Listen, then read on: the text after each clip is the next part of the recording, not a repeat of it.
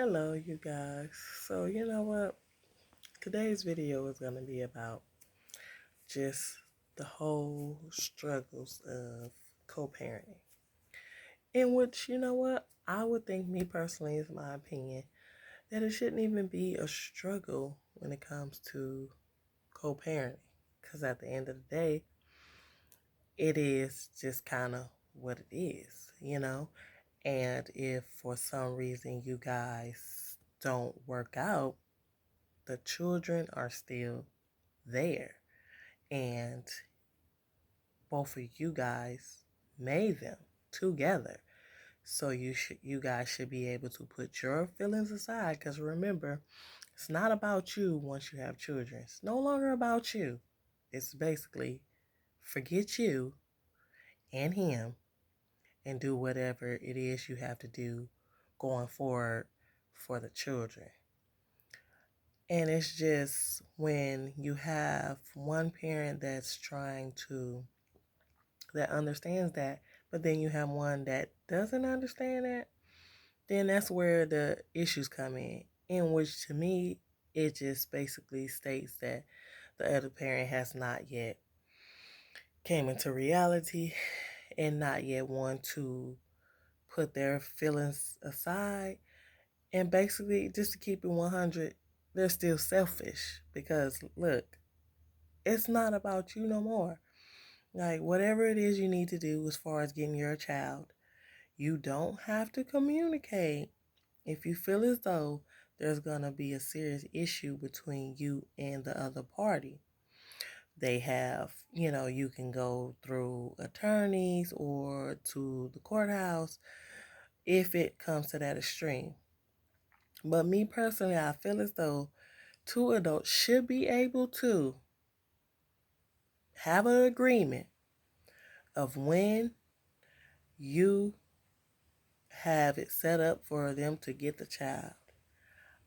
I don't understand why you have to involve the courts, but then I do kind of understand it because I know not everybody is mature. Some are still only about themselves and not coming to the realization that, look, basically taking responsibility and accountability for their actions has yet resonated with them. Which is sad because at the end of the day, the children are the one that suffers in situations like this. So it's like the least you can do, I feel. And granted, you can go into all type of, oh, well, you should have did this or you should have did that. That's neither here nor there. We're in the present now, which is you broken up. You know, there's no reason or there's no current um current what word am I looking for? There's no current solution as far as anything of resolute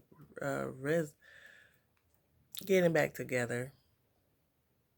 So now it's doing what's best for the child, which is just set up an agreement like, look, dude, every other weekend you get the child. Or when would you like to get the child? But just keep it consistent. It has to be consistent. Because you got to understand, like, look, moms need their time too. You know, like, they need a weekend or two. And most of the majority of the time when you part ways, the child is going to be staying with the mother. So the father has ample amount of time to do whatever it is he pleases, because he's not with the children 24/7 like the mother. But sometimes you have fathers that are still in their feelings and they tend to want to be either nasty, spiteful, whatever you want to call it.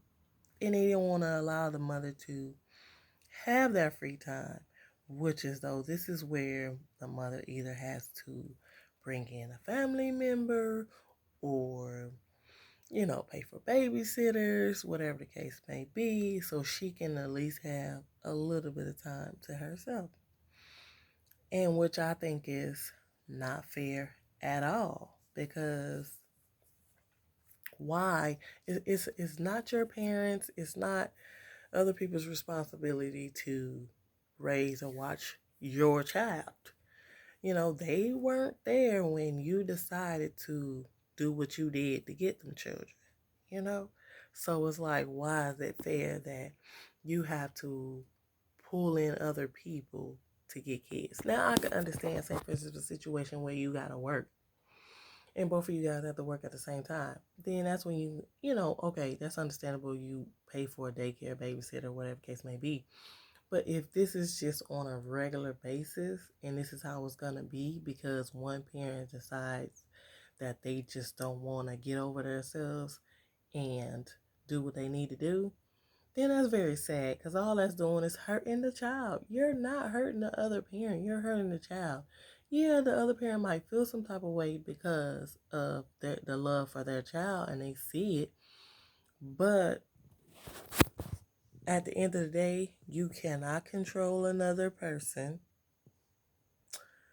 All you can do is take responsibility for yourself, your actions, and the way things are going. And if the other parent chooses to, not get on the same page as you, then it's sad. But you know what? All you can do is move forward, take it as a learning lesson, and it just kind of is what it is. But at the end of the day, you're going to be good. It's going to work out. And the sad thing is that the children are going to grow up. And kids are smart. Kids are very wise. And they pay attention to a lot of things. More than we know. And so, they're going to realize like the truth of the matter. So, which is, kind of like the cringing thing, because it's like you just kind of want, not to be that way. But at the end of the day, you can only control what you can control. And for whatever reason you guys part ways, that's your business. But it's just sad. And that's just my 95 cents.